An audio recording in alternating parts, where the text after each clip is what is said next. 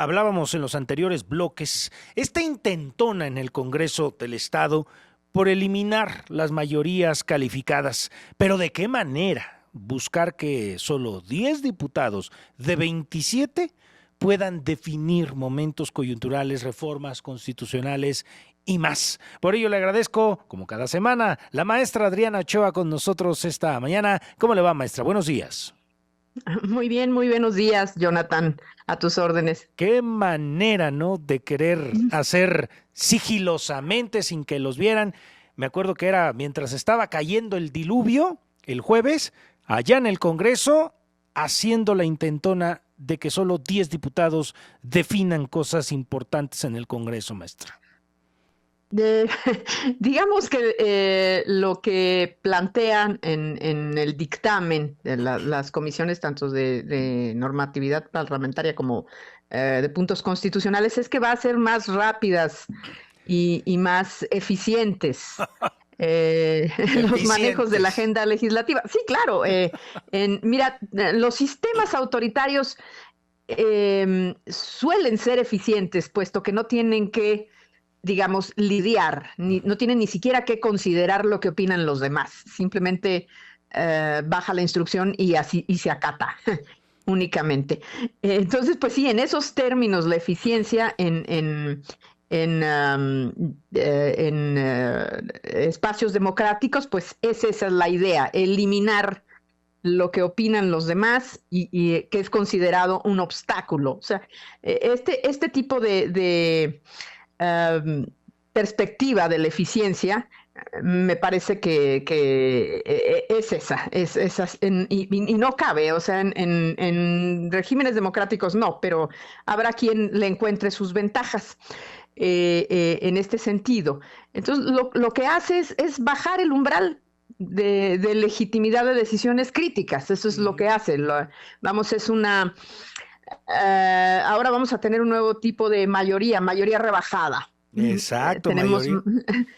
sí, mayoría simple y hay mayoría calificada, que es la que les cuesta más trabajo hacer, que es la que te piden las reformas constitucionales, es la que te piden nombramientos como el del fiscal del Estado, es la que te piden el auditor superior o titular del Instituto de Fiscalización. Entonces, esto te va a facilitar o le va a facilitar al oficialismo los acuerdos, eso es obvio. Y de eso se trata, bajas el umbral de legitimidad porque ahora se trata de que sea con una mayoría de votos emitidos, las abstenciones no cuentan. Híjole. ¿Y qué manera Eso tan, es lo que se pretende. qué manera tan facilona, ¿no? Las abstenciones. Nosotros nos abstuvimos, ¿no? A ver, caramba, pero eso no ayuda en nada. Pero, maestra, es reducir de 27 a un congreso de 13, un congreso de compas. A un congreso de la gente que va, Sí. para empezar. O sea, eso evidencia muchas cosas. Es una iniciativa muy práctica, sí, sí, pero obviamente es también muy cínica. Vamos, ahí los que cuentan son los diputados que estamos, primero, los que van. Y luego los que votamos, no los que... este tipo de oposición rara, que ya ha venido a peor en las últimas legislaturas, que dice que es oposición, pero pues se la pasa en constante cortejo de la línea oficial porque obtienen cosas, obtienen beneficios, o se protegen, o deben algo, o cosas así. Entonces, para no quedar mal con sus partidos, o con sus distritos, o con la representación de la que todavía se acuerdan, procuran pues abstenerse y no pelearse con una iniciativa oficialista. Lo que hacen es abstenerse. Y también cuenta su voto, pero se abstienen y así ni con uno ni con otro. Ah, bueno. Este tipo de manejos, pues es hasta políticamente higiénico que salgan golpeados. Y lo más curioso es que es este tipo de oposición que va camino de la irrelevancia, la que va a votar a favor y la que votó a favor el dictamen de su propia desaparición. O sea, están votando extinción en términos prácticos dentro del Congreso. Esa oposición de unicel. Fíjese, maestra, hablábamos la semana pasada con una de las legisladoras de Morena, cuando estaba sucediendo eso, y yo le dije, ¿no? Pues caramba, les están dando a Morena, a los diputados de Morena, una cucharada de su propio chocolate a lo que hacen a nivel nacional. Los están desapareciendo de los momentos decisivos en el Congreso. Sí, sí, y creo que tendría que cuidarse porque recuerda que viene el cambio de la presidencia de la Jucopo. Uh-huh. Que va Y para Morena, ¿no? Por lo que se veía. se supone que le toca Uh-huh. por prelación. Después del verde, más votos es Morena, o con más número de posiciones, pero me parece que hay un momento de rompimiento muy, muy particular o de que no están saliendo las cosas como el verde esperaría, al menos en San Luis, de que se les permitiera que la esposa del gobernador sea la candidata para sucederlo. Me parece que las posiciones se han alejado. No digo que no se vayan a encontrar después, pero entonces yo creo que en este tipo de episodios las cortesías se diluyen y entonces ni por cortesía. Y yo tengo los votos suficientes y además un manejo mayoritario más ágil y eficiente. Y adiós, Jucopo. Y adiós, Jucopo. Oiga, maestra, esto me lleva a una pregunta que me puso usted ahorita cuando menciona esto. ¿Qué se ve? Y estamos entrando en la parte final, pero no me quiero ir sin esto. ¿Qué se ve como para hacer este movimiento? Vienen reformas de gran calado, que no se quiere perder el tiempo en cabildear, en buscar acuerdos. Me está diciendo que vamos a corte. Déjeme ir a corte, maestra, primero, y volvemos con la pregunta, si me lo permite. Seguimos con usted. Vamos a mensajes. Continuamos con la maestra Adriana Ochoa en el análisis y le agradezco que nos haya aguantado el corte. Nos quedábamos con que esta pregunta de que si usted ve que este movimiento de reducir la mayoría calificada en el Congreso del Estado es porque vendrían cambios de reforma que ya no quieren esperar tiempo o perder tiempo en cabildear, en buscar acuerdos por el tamaño de las reformas que vendrían, maestra. Más que las reformas, porque no veo un proyecto de reformas en este gobierno. Creo que ha sido muy reactivo. No veo que tenga un proyecto de reformas de gran calado. Lo que sí veo es un intento fallido de contratar deuda pública para cerrar el sexenio. Eso sí es lo que veo, ¿no? Esta propuesta fallida de un diputado de Morena con un esquema muy enredado de que se pudieran endeudar a lo grande municipios y sobre todo gobierno del estado. Desde hace tiempo, lo que es las notificaciones del manejo de deuda quirografaria, que es la que no necesita de los gobiernos aprobación del Congreso, ha ido creciendo. Hay un agujero financiero grande y no pueden irse, dejando ese peso, entonces tendría que irse a deuda pública. Y creo que una reforma así les facilitaría mucho mediante una serie de acuerdos con opositores de unicel, como dices. Digamos que, porque esta propuesta busca evitar que las ausencias bloqueen decisiones. Entonces, los grupos parlamentarios pueden utilizar el ausentismo como una herramienta para facilitar la aprobación de reformas sin el costo político de votar a favor. Digamos, esto desatora esas cosas.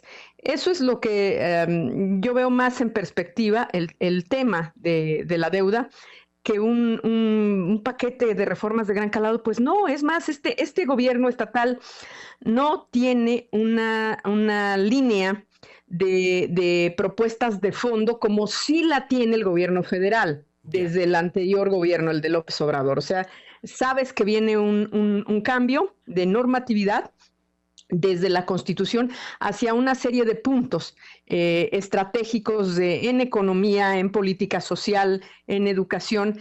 Esto no lo hemos visto en este gobierno estatal y la verdad es que es raro verlo en gobiernos estatales. Mm. Entonces eso no creo que sea el tema, más bien creo que son otro tipo de decisiones críticas, entre ellas la deuda pública, por ejemplo. La deuda, que de hecho en la pasada semana la Auditoría Superior de la Federación puso ese foco de alerta o de amarillo, si lo podemos dejar así, entre Guanajuato y pues San Luis Potosí como los que más deuda tendrían. Sí, ha tenido un aumento muy significativo. Y puedes decir, bueno, están las obras, pero las obras siempre hemos tenido la sospecha de que tienen sobrecostos, y eso porque la sospecha se refuerza por la resistencia del gobierno estatal a ventilar a quién le asigna las obras, cómo las asigna, en qué monto y si terminan con el monto que inicialmente dispusieron, por ejemplo. Ese tipo de cosas. Creo que va más bien hacia esa decisión crítica de el aspecto financiero para cerrar esta administración. Eso quiere decir, por como estamos viendo, como nos lo menciona esta mañana, que cuando lo presenten al Pleno, esto va a pasar, se va a aprobar así, maestra. Pues yo creo que le tendremos que poner atención a los diputados que aceptan camionetas de regalo en Navidad, a los diputados que dicen que van a votar en contra y a la mera hora los convencen, o sea, al cuarto para las 12. No, es que me cayó el rayo de Damasco y me convencieron. Este, a todos esos diputados tendremos que ponerles mucha atención porque creo que esta propuesta de bajar el umbral tiene un especial margen de que le dirijamos las flechas a este tipo de oposiciones que no lo son. Por último, maestra, creo que aquí también quedó evidenciado, yo recuerdo cuando pasó esto, yo lo hablaba el viernes en nuestro espacio de mediodía, cómo quedó evidenciado los perfiles en el legislativo local.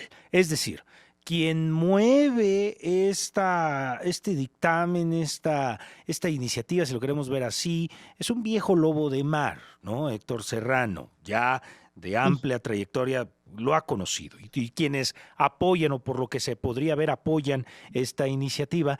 Y me recordó el legislativo de hace como 2 legislaturas. Se acordará usted que estaba llena de jóvenes, ¿no? Morena estaba lleno de diputados jóvenes, era la primera legislatura de Morena, y Sí. aquellos quedaron evidenciados como los reyes de la fotocopia, ¿no? Todo lo que venía de otros congresos lo copiaban y lo aplicaban en el congreso de aquí.